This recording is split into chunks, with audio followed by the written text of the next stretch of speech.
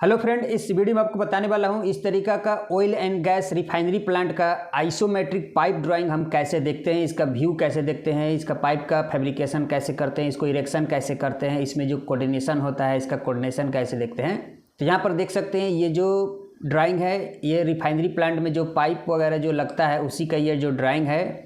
तो ये जो आइसोमेट्रिक जो पाइप ड्राइंग बनता है 3D के हिसाब से ये बनता है, यानी कि आप इसको 3D में देख रहे हैं और इसका जो एक डायरेक्शन होता है कि ये कौन से दिशा में ये लाइन ऐसे जा रहा है। जैसे कि आप ये देख रहे हैं ये जो लाइन है इस तरफ अगर ऐसे जा रहा है तो ये नॉर्थ साइड में जा रहा है और इधर से ये लाइन ऐसे साउथ में जा रहा है और ये जो लाइन है वेस्ट ईस्ट में है, यानी कि इधर हो गया पश्चिम और इधर हो गया पूरब और ये जो लाइन है इधर हो गया दक्षिण और इधर हो गया उत्तर। इस तरीक़ा से इस लाइन को देखा जाता है, यानी कि ये कौन से डायरेक्शन में लाइन है, कौन से दिशा में लाइन है। तो ये जो लाइन है उत्तर दक्षिण में है और ये जो लाइन है पश्चिम पूरब में है और ये जो लाइन है एक यहाँ पर जो डाउन हो रहा है ये डाउन हो रहा है, यानी कि अप डाउन में है। यहाँ पर एक लाइन ऐसे जो सीधा रहेगा वो अप डाउन हो गया।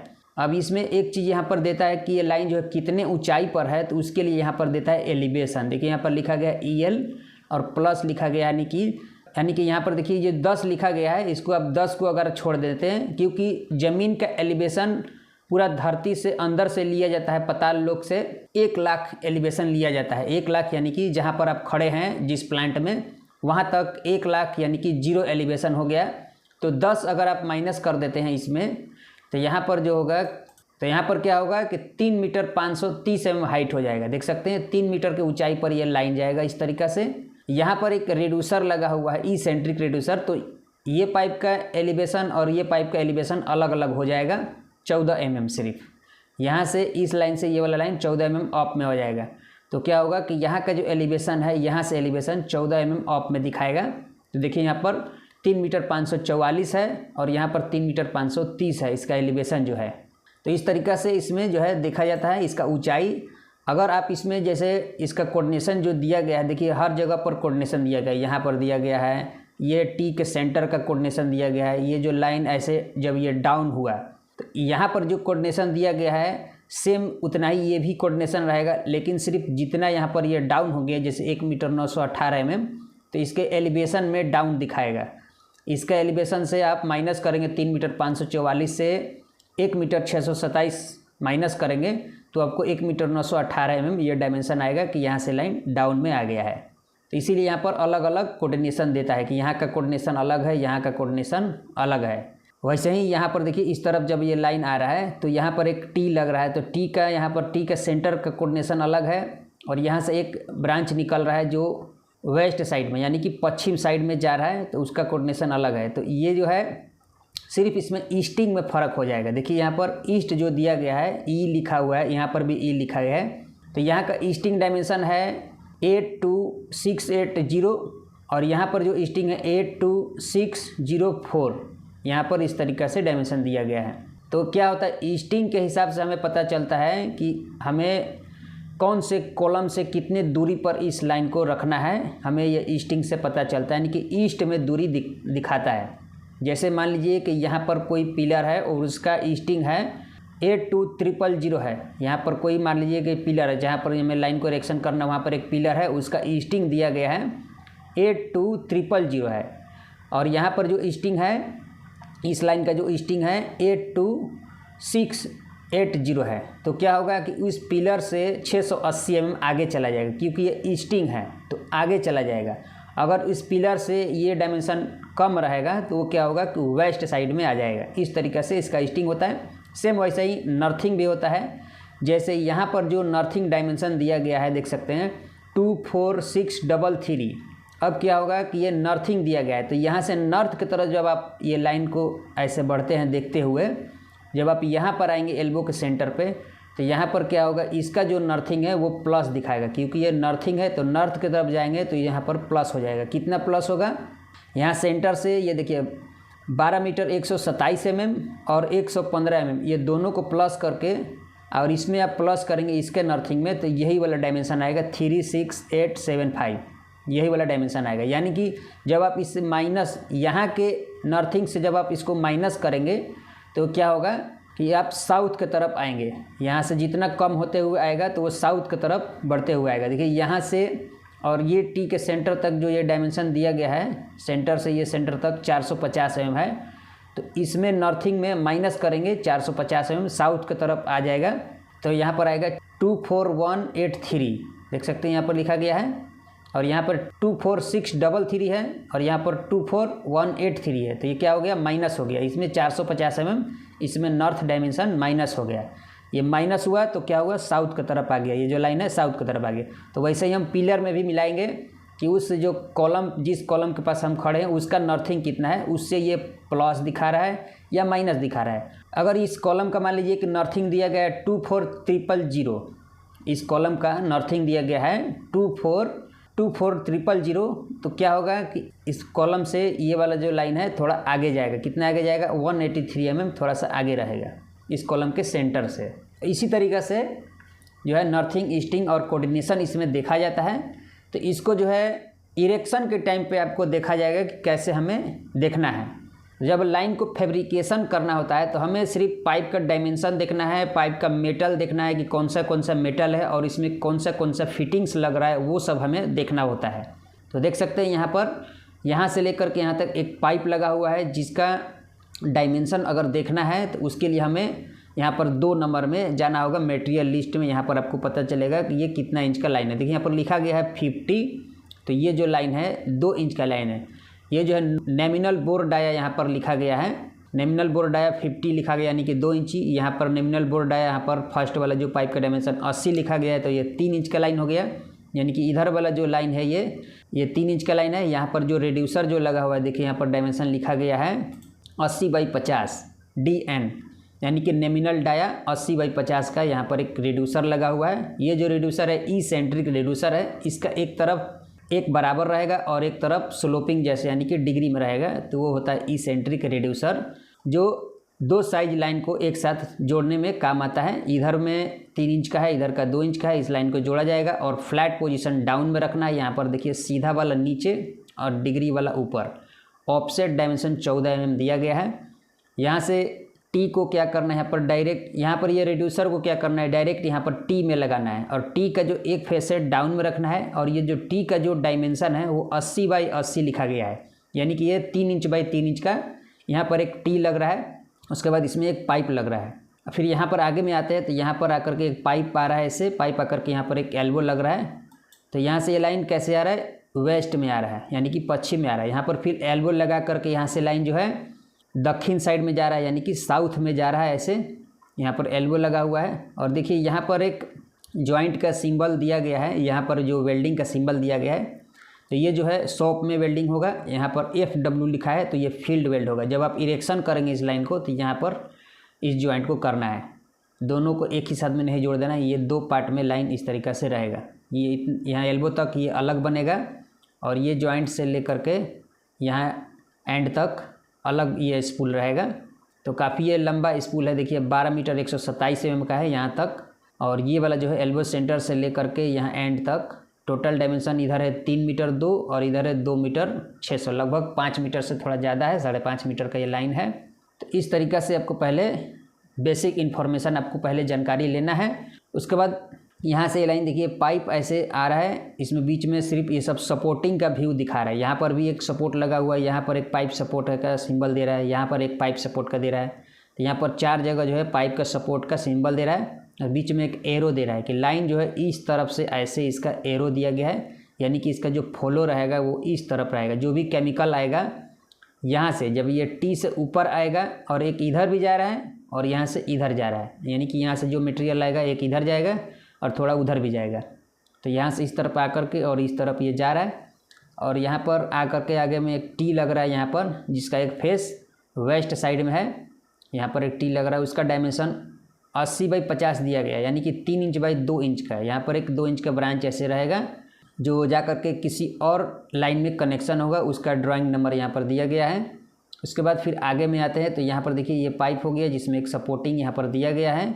सपोर्ट का नंबर का अलग एक ड्राइंग होता है, जिससे आप यहाँ पर देखिए 9, 10, 11, 12, 13, 14, 15 ये सब सपोर्ट का नंबर दिया गया है। ये ड्राइंग नंबर दिया गया है, आप निकालेंगे इसका ड्राइंग तो पता चलेगा कि किस डिज़ाइन में यहाँ पर सपोर्ट लगेगा।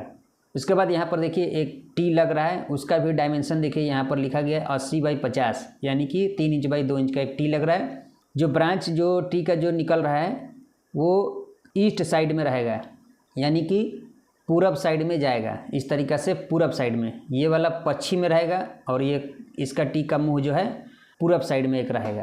तो इसका भी देखिए यहाँ पर दिया गया है ईस्टिंग। तो ईस्टिंग से यहाँ पर जितना ये प्लस हो रहा है 76 mm, तो इसमें क्या होगा, इसका जो ईस्टिंग है इसमें अगर आप चेक करेंगे इसका ईस्टिंग में, तो 76 mm आपको प्लस दिखाएगा इसके सेंटर से, ईस्टिंग से सेंटर से 76 mm इसमें ईस्टिंग में प्लस दिखाएगा, क्योंकि ये ईस्ट की तरफ बढ़ रहा है। इसके सेंटर से ईस्टिंग जो है, इसके सेंटर से ईस्टिंग इसका माइनस दिखाएगा यहाँ पर। और यहाँ पर टी में लास्ट में एक एंड कैप लग रहा है, यहाँ पर एंड कर देना है लाइन को, इसके आगे अब नहीं जाएगा कहीं भी लाइन।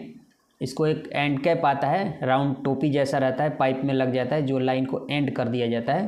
तो ये 7 नंबर में यहाँ पर देखेंगे मटेरियल लिस्ट में, देखिए यहाँ पर लिखा गया है कैप, और मटेरियल कोड यहाँ पर लिखा गया ASME B16.9 एंड वेवेलेड एंड, यानी कि भी वाला रहेगा जो इसमें जॉइंट होगा, बट वेल्डिंग रहेगा यहाँ पर।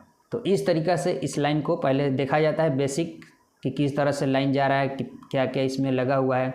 जब आप पाइप को फैब्रिकेशन करने के लिए ये सब जब आप इकट्ठा करेंगे, मटेरियल ढूंढेंगे, तो पहले आपको पाइप देखना है कि कौन सा मेटल का पाइप है। यहाँ पर मेटल लिखा हुआ है, देख सकते हैं। जो फर्स्ट वाला जो ये पाइप है, जो 3 इंच का जो पाइप है, यहाँ पर दिया गया है पाइप ASME B16.19, और यहाँ पर बेवेलेड लिखा गया है एंड, यानी कि भी मारना है पाइप में। यहाँ पर देखिए पाइप का जो कोड लिखा गया है ASMT A312 ग्रेड TP 304, यानी कि ये जो पाइप है SS का पाइप रहेगा। 300 के ऊपर अगर कोड चला गया तो आपको समझना है कि ये SS का पाइप है, इस चीज़ को ध्यान रखना है। तो देख सकते हैं यहाँ पर 304L जो कोड रहता है TP 304L, वो जो है SS का पाइप का होता है। यहाँ पर देखिए लिखा गया है सीमलेस पाइप, और वो सीमलेस होना चाहिए, यानी कि वेल्डेड पाइप नहीं रहेगा, सीमलेस रहेगा। एक पाइप में सीम जैसा, यानी कि पाइप का जॉइंट जो दिखता है वो नहीं दिखेगा, पूरा सीमलेस पाइप रहेगा। और यहाँ पर शेड्यूल थिकनेस लिखा गया है S10S। एक चीज़ का ये और पहचान है, कोई भी SS का पाइप जब आप देखेंगे तो उसमें जो S दोनों तरफ लिखा हुआ रहता है। 10S, S पहले लिखा है, फिर से S बाद में भी लिखा है, तो ये SS का पाइप का कोड होता है। यानी कि शेड्यूल दिखाता है कि ये 10 शेड्यूल का पाइप है। आपको इसका चार्ट देखना होगा कि 10 शेड्यूल का पाइप कितना mm उसका थिकनेस दिखा रहा है। 10 शेड्यूल का पाइप का उसका थिकनेस कितना दिखा रहा है, आप इसका देख सकते हैं शेड्यूल चार्ट में। आप हमारे वेबसाइट से चार्ट जो है डाउनलोड कर सकते हैं। हमारे वेबसाइट का नाम है fabricatorguide.com। वहाँ से आपका पाइप शेड्यूल चार्ट मिल जाएगा कि 10 शेड्यूल का पाइप कितना mm का पाइप रहेगा। तो इसका पाइप का कोड देख लेना है कि कौन सा पाइप का कोड जो है ये मिल रहा है, वही पाइप आपको लेना है। फिर ये जो 2 इंच वाला जो पाइप है उसका देखिए कोड यहाँ पर लिखा गया है, सेम वही कोड होगा A312 ग्रेड TP 304 और TP 304L और सीमलेस, और ये भी 10 शेड्यूल का ही रहेगा, लेकिन ये रहेगा 2 इंच का, ये रहेगा 3 इंच का। तो सबसे पहले आपको ऐसा कोड देख करके पाइप ले लेना है, और उसके बाद ये रेड्यूसर लेना है 3x2 इंच का।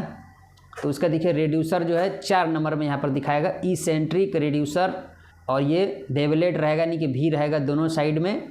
और इसका भी कोड यहाँ पर लिखा गया ASTM A403, और इसका ग्रेड जो है WP304 WP304L, और टाइप S, और शेड्यूल थिकनेस यहाँ पर लिखा गया है 10 शेड्यूल का, ये भी होना चाहिए। तो जब दोनों शेड्यूल सेम रहेगा तभी जो है पाइप फिटिंग जो है एक बराबर, उसका भी जो है बराबर मिलेगा। दोनों शेड्यूल सेम होना चाहिए।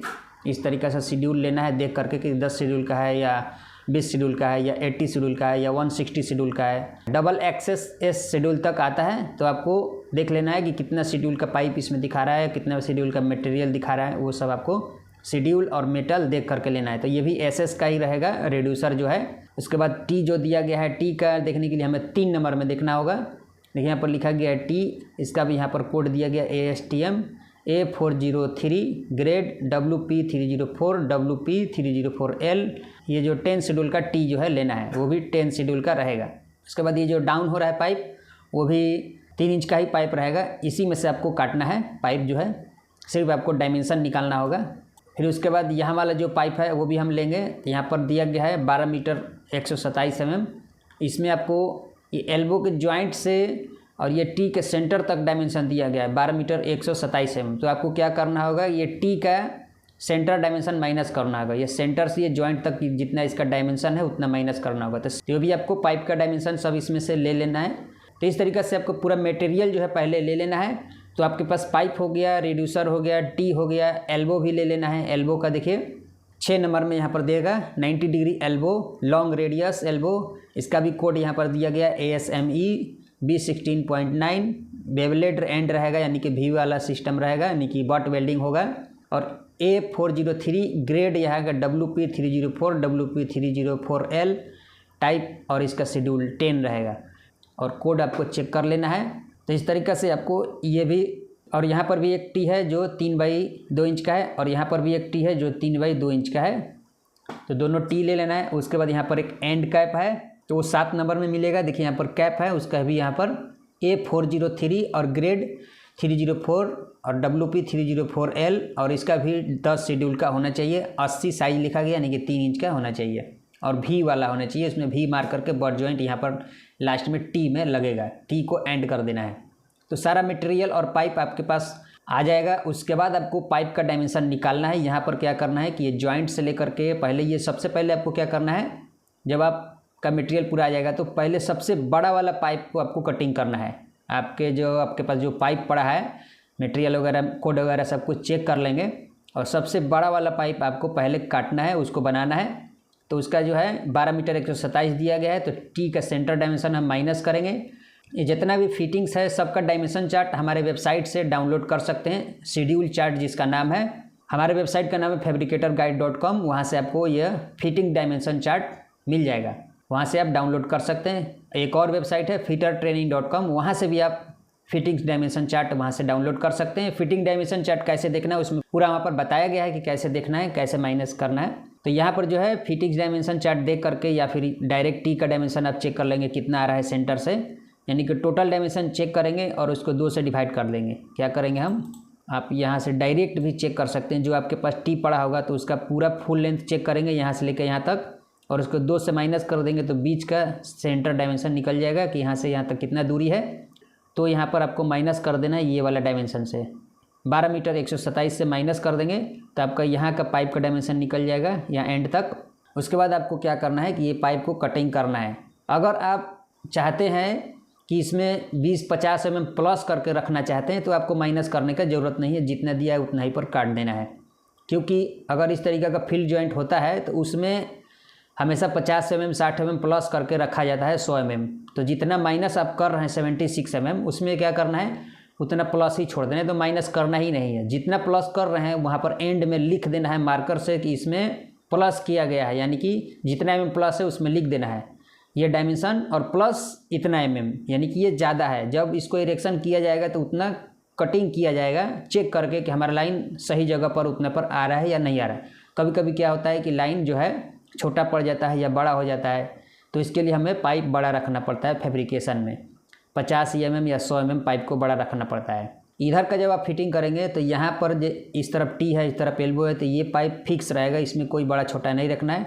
इधर में देखिए इस तरफ में सिर्फ पाइप है, इधर में आगे में कोई लाइन में ज्वाइंट हो रहा है, तो इधर भी आप थोड़ा सा 50 mm या 100 mm बड़ा रख सकते हैं।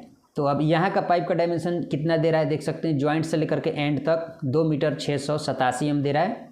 तो आप इसमें 50 mm प्लस या फिर जितना दिया है उतना भी आप काट करके बना सकते हैं। उसके बाद यहाँ पर देखिए ये वाले पाइप का डायमेंशन निकालने के लिए देखिए यहाँ पर ये डायमेंशन दिया गया एल्बो सेंटर से टी के सेंटर तक डायमेंशन दिया गया है 3 मीटर 2 mm। तो इसमें एल्बो सेंटर माइनस होगा, देखिए यहाँ पर दिया गया 115 mm, तो यहाँ से 115 mm माइनस होगा इधर का। और यहाँ पर टी का डायमेंशन देखिए कितना है 86 mm है, यहाँ पर 86 mm हम माइनस करेंगे। तो जो टी का डायमेंशन 86 आ रहा है जितना, यहाँ पर भी 86 ही रहेगा क्योंकि ये अनइक्वल टी है। 80/50 है इधर का जो है 2 इंच का, इसीलिए यहाँ पर ये 76 डायमेंशन है। तो ये टी का डायमेंशन जो रहेगा सेंटर में जो डायमेंशन आएगा वो 86 mm ही आएगा। तो 86 इसमें और माइनस करेंगे 86 और प्लस 115, इसमें माइनस कर देंगे तो ये हमारा पाइप का डायमेंशन निकल जाएगा। बस जितना आएगा उतना ही पर आपको काट देना है, उसमें गैप के लिए कुछ भी माइनस प्लस नहीं करना है।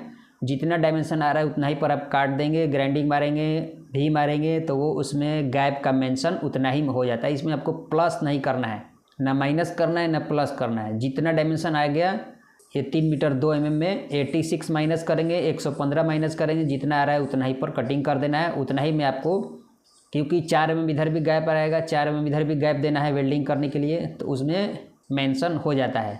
तो 4-4 mm यानी कि जब ग्राइंडिंग और कटिंग करने के बाद ये जो पाइप है 8 mm टोटल, ये जो 4 mm इधर और 4 mm इधर गैप रखना है, तो 8 mm जो पाइप है ये छोटा हो जाना चाहिए डायमेंशन से ग्राइंडिंग मारने के बाद, ताकि हम इसको सही डायमेंशन में फिटिंग कर पाएँ। उसके बाद इधर वाला तो आपको पाइप का डायमेंशन बता ही दिए। उसके बाद यहाँ का पाइप का डायमेंशन देखिए, सेंटर से यहाँ पर देखिए, सेंटर से और यहाँ टी सेंटर तक डायमेंशन 450 mm दिया गया है।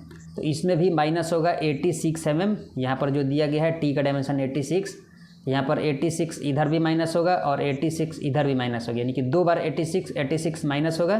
देखिए यहाँ पर डायमेंशन दिया गया है, ये टी का डायमेंशन 86 दिया गया है, तो यहाँ पर भी 86 माइनस हो जाएगा और इधर भी 86 माइनस हो जाएगा। ये 450 में 2 बार 86 माइनस होगा, ये पाइप का डायमेंशन निकल जाएगा। तो उसके बाद हम ये वाला पाइप को कटिंग करेंगे। पहले हम क्या करेंगे कि सबसे बड़ा वाला पाइप कटिंग करेंगे, उसके बाद उससे छोटा वाला पाइप कटिंग करेंगे, उसके बाद उससे छोटा वाला पाइप कटिंग करेंगे, और उसके बाद हम ये 2 इंच वाला पाइप कटिंग कर लेंगे। उसके बाद हम इसको फिटिंग करना शुरू करेंगे।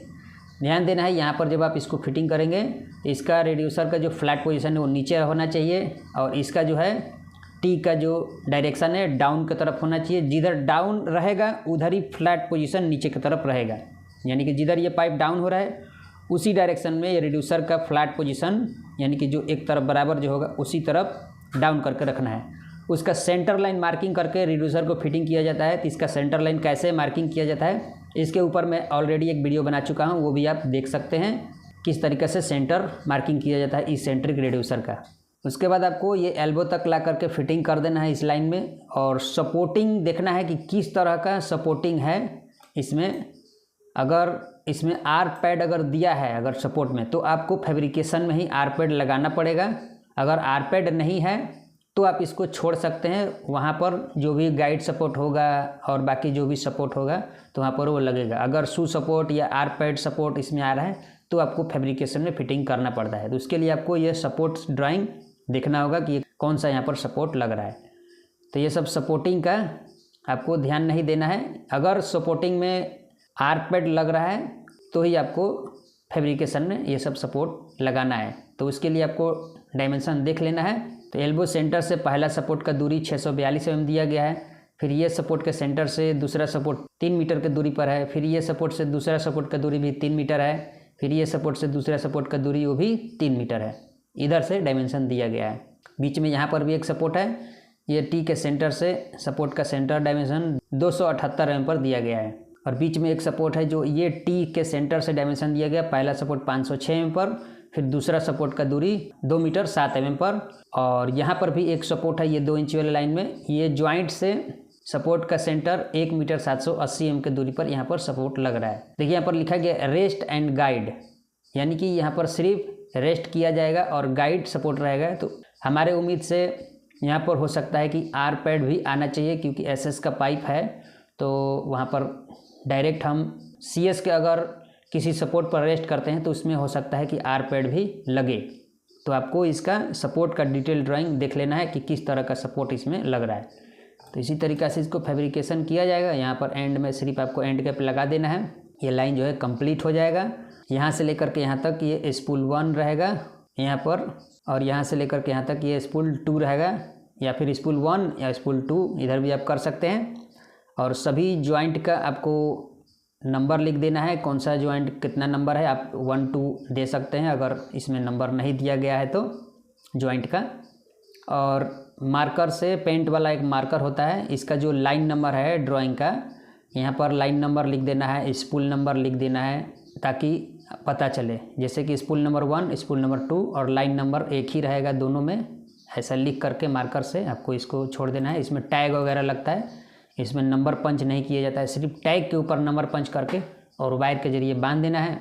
उसके बाद लाइन को कोऑर्डिनेशन देख करके प्लांट में इरेक्शन किया जाएगा इसको, जैसे मैं आपको पहले बताया। तो इसी तरीक़े से oil and gas refinery plant का ड्राइंग देखा जाता है, जिसके ज़रिए पाइप को फिटिंग किया जाता है। ये होता है आइसोमेट्रिक पाइप ड्राइंग, जो 3D में व्यू दिखाता है। ये जो बनता है ये 30 डिग्री में होता है इस तरीक़ा से। ये भी लाइन ऐसे 30 डिग्री में रहेगा, ये भी ऐसे 30 डिग्री में रहेगा। तो ये 3D व्यू समझिए कि ये दिखाया जा रहा है। डाउन व्यू आपको दिखेगा, कौन से डायरेक्शन में लाइन जा रहा है ये ऐसे दिखेगा आपको, इसीलिए इस तरह से इस लाइन को देखा जाता है। तो फ्रेंड, ये वीडियो कैसा लगा हमें कमेंट करके जरूर बताइएगा, और इस वीडियो को लाइक करिए, हमारे चैनल को सब्सक्राइब करिए, ताकि आगे आने वाले वीडियो आपको इस तरह का मिलता रहे।